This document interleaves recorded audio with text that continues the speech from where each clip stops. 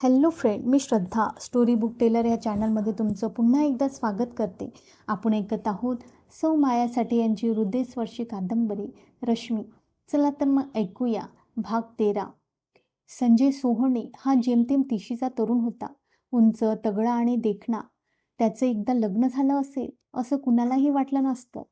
जेवायच्या अर्धा तास आधी तो घरी आला होता. चंद्रप्रकाश त्याच्याशी गप्पा मारीत बसला होता. घरातील प्रत्येकानं एकदा तरी त्याला चोरून पाहून घेतलं होतं. रात्री सारीच मंडळी एकदम जेवावयास बसली. सुलभा विलक्षण लाजली होती. मधूनच ती लाजून त्याच्याकडे पाही. तो तिला पसंत पडला आहे हे तिच्या पाहण्यावरून कळत होतं. तुमच्या लग्नाबद्दल चंद्रप्रकाशनं मला सांगितलंय. रश्मीकडे वळून तो म्हणाला. चंद्रप्रकाश नशीबवान आहे असं मला वाटतं. थँक्स, रश्मी म्हणाली.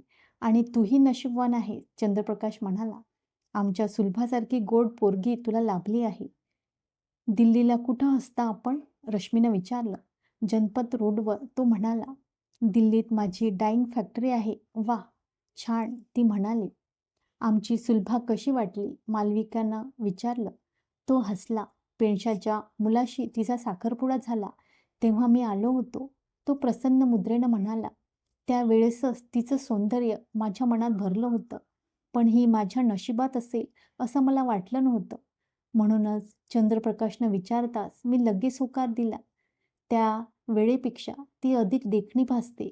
कदाचित दुःखाची चव चाखल्यानं तिच्यात हा फरक पडला असावा. आपल्याविषयी बोलणं चाललेलं पाहून सुलभा अधिकच लाजली. तिचं मत आजमावलं आहे तुम्ही?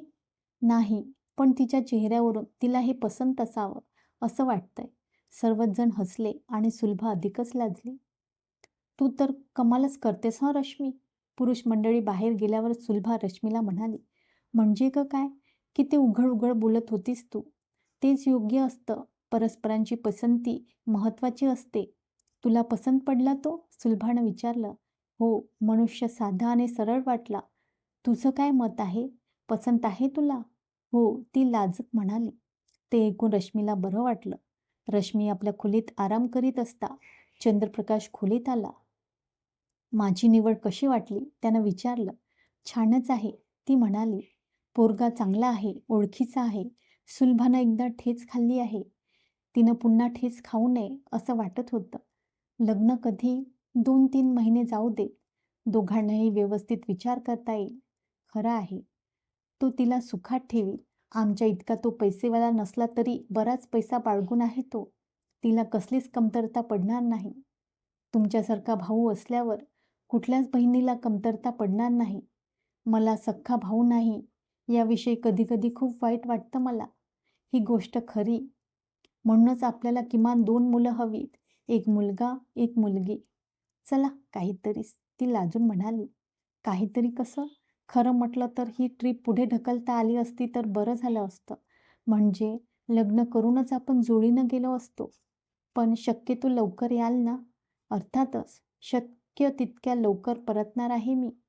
दुसऱ्या दिवशी चंद्रप्रकाश कानपूरला गेला आणि तिला विलक्षण उदास वाटू लागलं.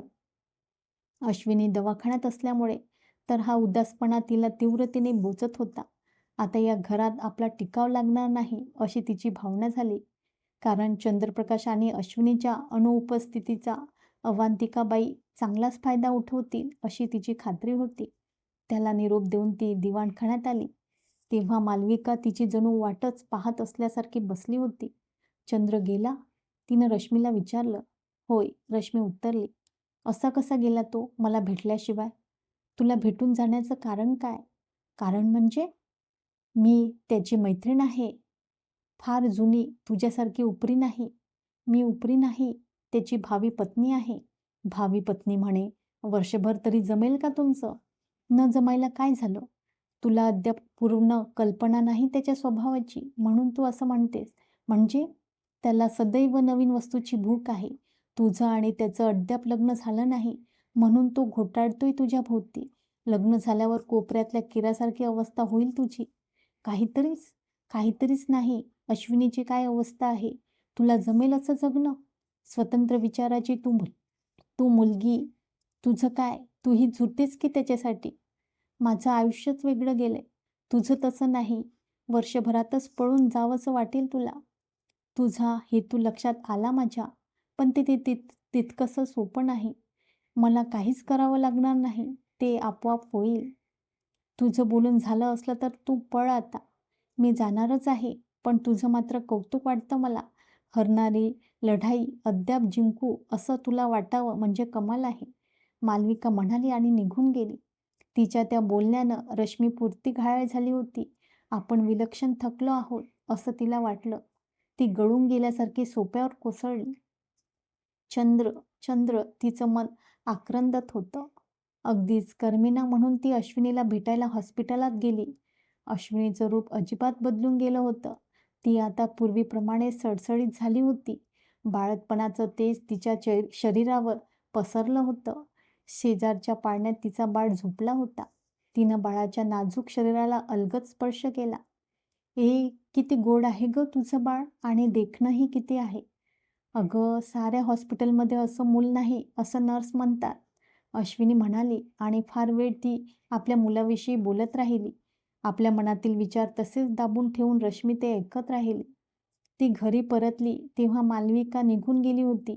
सुलभाची प्रकृती थोडी नरम गरम असल्यानं तिला जेवायची इच्छा नव्हती.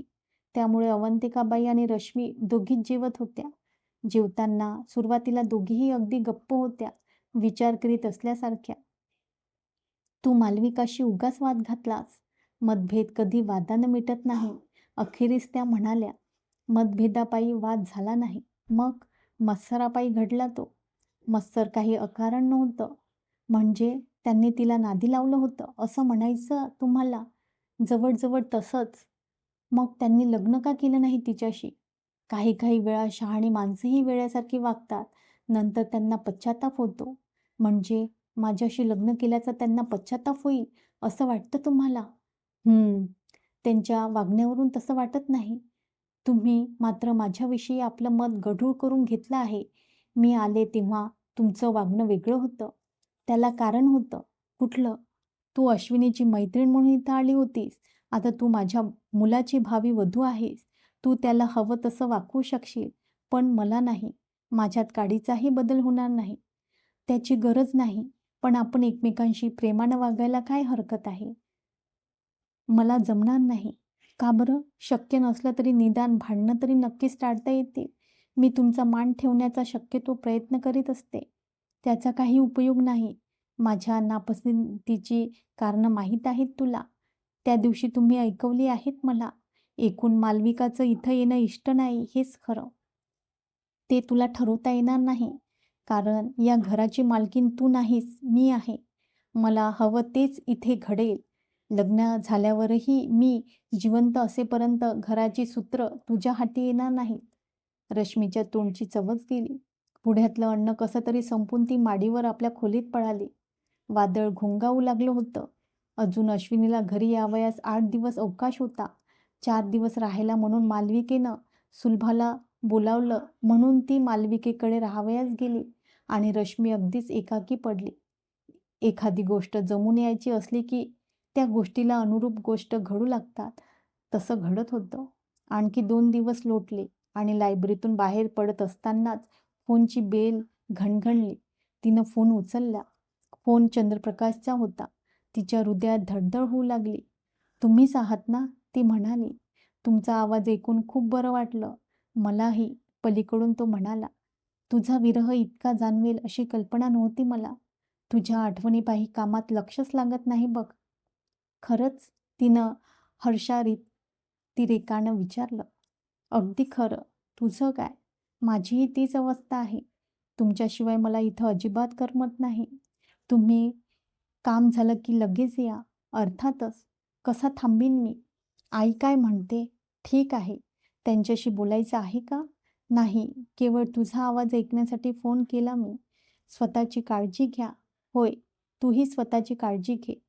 ठेवू फोन? इकडे जरा गडबड आहे. हो, ती म्हणाली आणि तिनं फोन खाली ठेवल्याचा आवाज ऐकला. तेव्हा तिनंही फोन खाली ठेवला.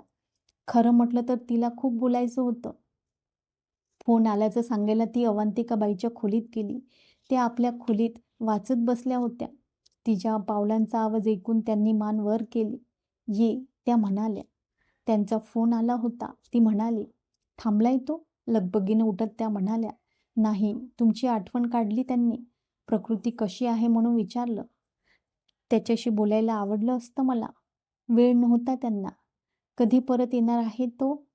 शक्यतो लवकर येणार आहेत, ती म्हणाली. हं, त्या पुटपुटल्या. सुलभा आल्यामुळे खूप बरं वाटतं ना? हं. तिचं लग्न झालं की पुन्हा एकाकी वाटेल तुम्हाला. बाकी तो संजय खूप चांगला वाटला मला. लग्नाचं कुणी सांगितलंय तुला? सुलभानं आणि नंतर त्यांनी. परक्यांना ही लग्नाची बातमी इतक्यात कळवली जाणार नाही असं वाटलं होतं मला. ही बातमी तूर्त कुटुंबातच राहावी असं मत होतं माझं.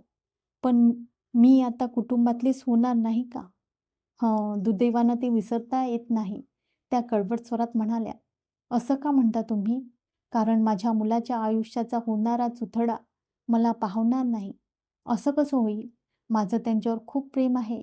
ते सुखी व्हावेत म्हणून काहीही करायची तयारी आहे माझी. माझ्याशी लग्न झाल्यावर ते सुखी होणार नाहीत, असं का तुम्ही धरून चालता?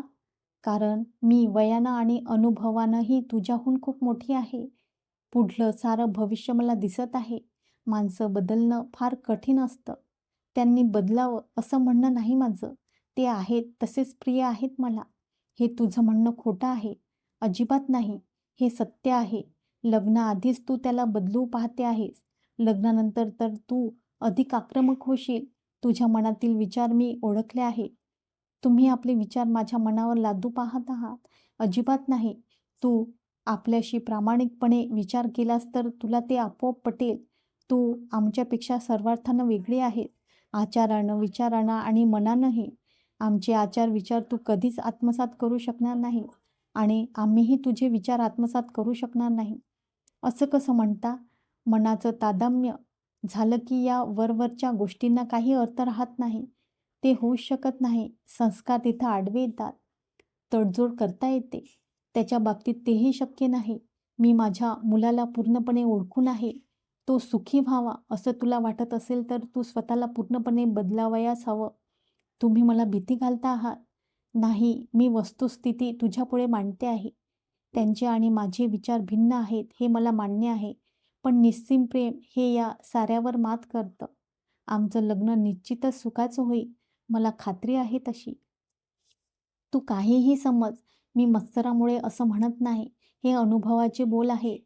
तू आमच्यापैकी असतीस तर माझ्या मुलाची योग्य पत्नी ठरली असतीस. सुरुवातीला प्रेमाच्या भरात ते जाणवणार नाही. नंतर मात्र तुम्हाला ते जाणवू लागेल. ते कसं थांबवाल तुम्ही? परस्परांवरील विश्वासानं.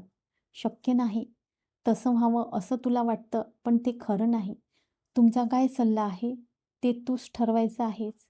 ते शक्य होत नाही हो मला, ती रडवेल्या स्वरात म्हणाली. मी निघून जाणं योग्य असं एकदा वाटतं, तर दुसऱ्या क्षणी ते मला असह्य होतं. ते मला प्राणाहूनही प्रिय आहे. त्यांचा त्याग कसा करू मी? तो सुखी व्हावा असं वाटत असलं तर त्याला इलाज नाही. ते सुखी व्हावेत असंच मला वाटतं. तर मग तू मुंबईला पुन्हा निघून जाणंच योग्य. तू तरुण आहेस, देखणी आहेस, हुशार आहेस. तुझा आचार विचारांचा जोडीदार तुला तिथं सहज भेटेल. काही दिवसातच तू चंद्रला विसरून जाशील. शक्य नाही ते. सहज शक्य आहे. मुंबईत गेलीस की हे स्वप्न होतं असं वाटेल तुला. ते मला विसरू शकतील? सुरुवातीला नाही. तो चिडेल, संतापेल, पण अखेर तू केलंस ते योग्य आहे हे त्याला पटेल आणि तो मालविकेकडे वळेल असंच ना? होय, ती त्याला सुयोग्य आहे. त्याला तशीच पत्नी हवी. हं, भिन्न विचारांची आणि भिन्न संस्कार लाभलेली जोडपी सुखी होऊ शकत नाहीत. मग तुमचं लग्न कसं यशस्वी होईल? तुम्ही विपर्यास करीत आहात. प्रत्येक प्रश्नाला उत्तर असतं, पण त्याचं उत्तर द्यायला माझ्या सामर्थ्य नाही. तुमच्या या बोलण्यानं माझा मेंदू पोखरला गेला आहे. धड विचार करणंही मला जमत नाहीच झालंय. तुझ्या बाबतीत विचार हाच अविचार ठरेल आणि त्यामुळे सर्वजण दुःखी होतील. त्याच्यावर तुझं खरोखर प्रेम असेल तर तू त्याचा त्याग करणंच योग्य होईल. तिच्या डोळ्यातून अश्रू ओघळू लागले. नाही, नाही, दुसरा काहीतरी मार्ग असायलाच हवा, ती स्फुंदत म्हणाली. दुसरा कुठलाही मार्ग नाही. त्यांचा स्वर मृदू होता. तिथं दुसऱ्या कुणाला तरी तुझी गरज आहे. नाही हो, त्यांनाच माझी गरज आहे. त्याला असं वाटतंय. ती गप्पच राहिली. कसलाही निर्णय घेण्याची, वाद घालण्याची तिच्यात ताकदच राहिली नव्हती. इतकी ती श्रमली होती. शेवटी तिचा निश्चय झाला. तुम्ही जिंकला आहात, ती मंद स्वरात म्हणाली. तुम्ही कशाही असलात तरी आपल्या मुलाचं सुख तुमच्या दृष्टीनं श्रेष्ठ आहे, हे मला पटलं. तुलाही ते पटेल आणि त्यावेळी तू माझे आभार मानशील. अशक्य आहे ते. तुम्ही माझं लग्न मोडलं, ही बोच आयुष्यभर मला सतत डाचत राहील. ठीक आहे, तुमच्या आणि तुमच्या मुलाच्या सुखासाठी मी निघून जात आहे, ती द्विध स्वरात म्हणाली आणि खोलीबाहेर पडली. आपल्या पायातील शक्ती गेली आहे, असं तिला वाटत होतं. जिन्याचा कठळा धरत ती आपल्या खोलीत गेली आणि धाय मुगलून रडू लागली. चला तर मित्रांनो, आता इथेच थांबूया. भेटूया उद्याच्या भागात. तोपर्यंत नमस्कार.